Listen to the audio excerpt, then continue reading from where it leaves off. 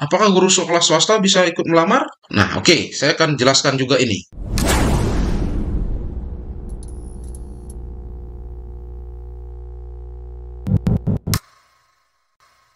Di sini saya akan membahas mengenai kategori persyaratan pendaftaran P3K Guru tahun 2024 ini. Siapa sih yang bisa melamar? Kemudian di mana nanti kategori Bapak Ibu berada? Perlu Bapak Ibu ketahui mengenai dasar hukum dari pengadaan P3K ini. Di sini ada Undang-Undang Nomor 20 Tahun 2023 tentang ASN, ada PP Nomor 11 Tahun 2017 dan seterusnya ini. Ini bisa Bapak Ibu download atau cari dan pelajari baik-baik biar nanti tidak bingung lagi.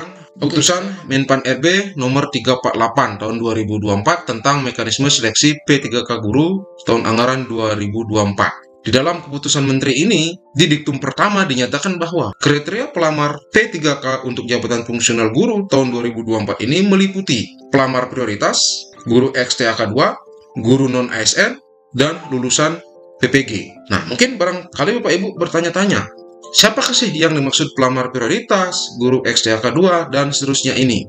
Oke, silakan disimak sampai habis, biar tidak salah nanti dalam memahami informasi.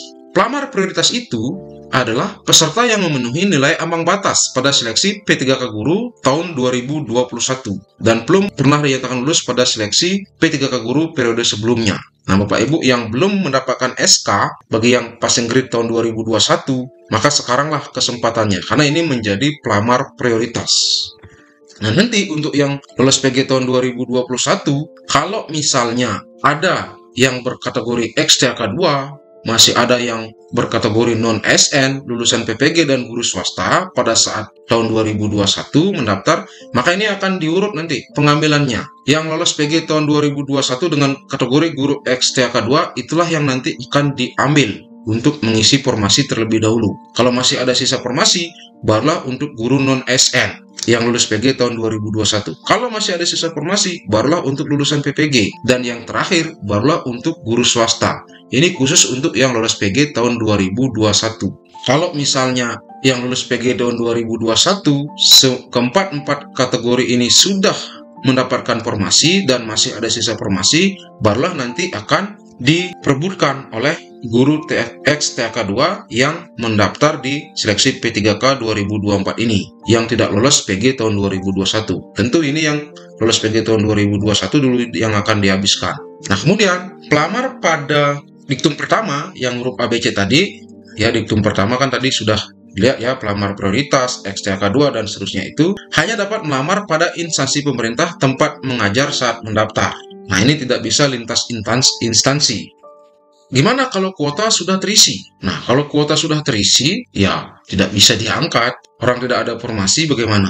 Tapi kalau ada formasi, meskipun dulu misalnya di instansi itu Bapak Ibu ngajar di sekolah A, tapi sekarang di sekolah B ada formasinya, kan itu tetap berada pada instansi yang sama, ya maka saya rasa itu bisa di sekolah yang B. Yang jelas itu berada pada instansi yang sama, pada instansi pemerintah tempat mengajar saat mendaftar. Nah, ini kan tidak secara khusus harus di sekolah yang sama saat mendaftar, tapi di instansi. Kemudian, dalam hal pelamar prioritas berasal dari luar instansi pemerintah atau dari sekolah swasta, maka dipersyaratkan harus memiliki surat izin untuk melamar pada seleksi P3K Guru tahun 2024 ini dari kepala instansi atau lembaga atau pihak yayasan. Nah, ini yang dari guru swasta ini yang lolos PG tahun 2021, maka dipersyaratkan ini memiliki surat izin untuk melamar. Nah, untuk formatnya kemungkinan nanti akan menyusul ya, pasti akan ada. Oke, itu untuk pelamar prioritas. Nah, apakah ada Bapak Ibu yang menjadi pelamar prioritas? Kalau ada, maka ya ditunggu saja. Mudah-mudahan nanti formasinya disediakan atau ada di instansi Bapak Ibu tempat mengajar dulu saat mendaftar di tahun 2021. Oke, kemudian untuk guru XTAK 2. Nah, guru XTAK 2 ini adalah pegawai yang terdaftar dalam pangkalan data XTAK 2 BKN dan aktif mengajar di instansi pemerintah. Nah, kalaupun masih ada, saya rasa untuk guru XTAK 2 ini pasti sudah sedikit sekali sekarang, karena ya dari tahun 2021 itu kan terus dia menjadi prioritas dalam pengangkatan. Oke, kemudian guru non-SN. Nah, guru non-SN ini siapa? Guru non-SN ini adalah guru yang terdaftar dalam pangkalan data atau database BKN yang aktif mengajar pada instansi pemerintah.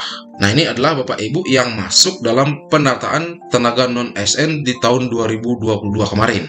Kemudian, guru non-ASN ini juga adalah guru yang mengajar di sekolah negeri, terdaftar di Dapodik, dan aktif mengajar paling sedikit 2 tahun atau 4 semester secara terus-menerus di instansi tempat mengajar saat mendaftar. Berarti ada 2 kategori. Ada yang sudah masuk dalam pendataan non-ASN, kemudian ada yang tidak masuk dalam pendataan non-ASN tapi sudah mengajar 2 tahun terakhir, maka itu masuk juga dalam kategori guru non-ASN ini.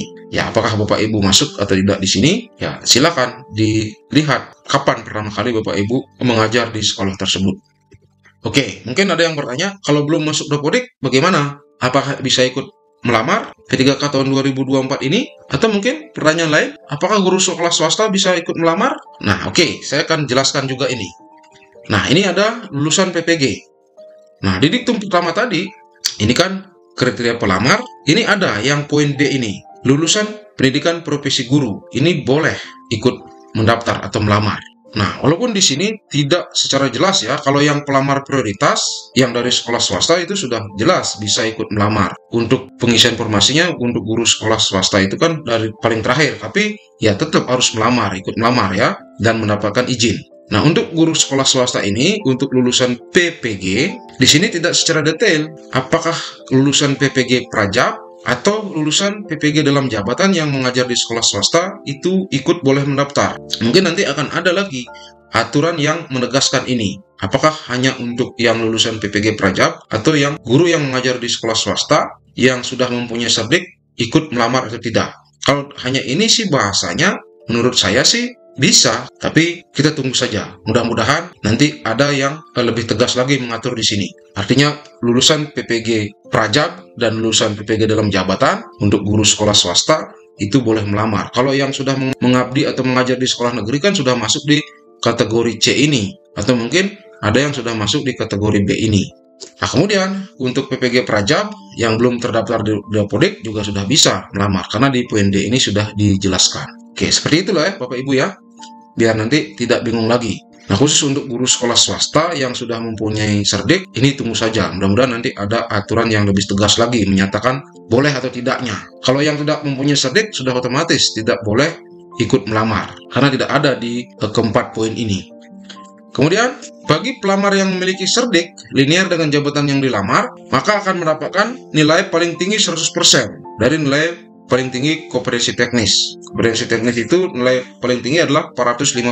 Nah, berarti yang sudah punya serdik nanti peluangnya besar. Tapi apakah akan pasti menempati formasi? Ya belum tentu, karena kan ada urutan kategori pengisian formasi itu. Nah, seperti apa? Nah, ini sekarang perhatikan Bapak Ibu, penentuan kelulusan seleksi P3K tahun 2024. Nah, ini diberlakukan secara berurutan. Yang pertama itu diutamakan untuk pelamar prioritas. Nah, kalau masih ada sisa formasi, barulah nanti untuk guru XTK2. Walaupun guru XTK2 ini tidak memiliki serdik, maka tetap dia yang lebih diutamakan. Kemudian, barulah untuk pegawai yang terdaftar dalam pangkalan data atau database BKN yang saya bilang tadi yang masuk pendataan non-ASN tahun 2022. Walaupun tidak mempunyai serdik juga, tetap ini lebih diutamakan. Kalau masih ada sisa formasi, barulah untuk guru non-ASN yang aktif mengajar paling singkat 2 tahun. Nah, barulah yang terakhir nanti untuk lulusan PPG. Nah, untuk yang poin B, C, D ini kan bisa jadi ada yang sudah mempunyai serdik, bisa jadi ada yang belum mempunyai serdik. Kalau misalnya diadu dengan kategori yang sama, misalnya sesama guru XTK2, tentu yang punya serdik nanti yang akan lebih berpeluang. Karena apa? Di sini tidak ada lagi nanti sistem passing grade. Yang ada itu adalah pengisian formasi itu didasarkan pada peringkat terbaik. Artinya siapa yang nilainya paling tinggi, kalau sesama kategori, itulah yang nanti yang mengisi formasi. Seperti itu Bapak Ibu.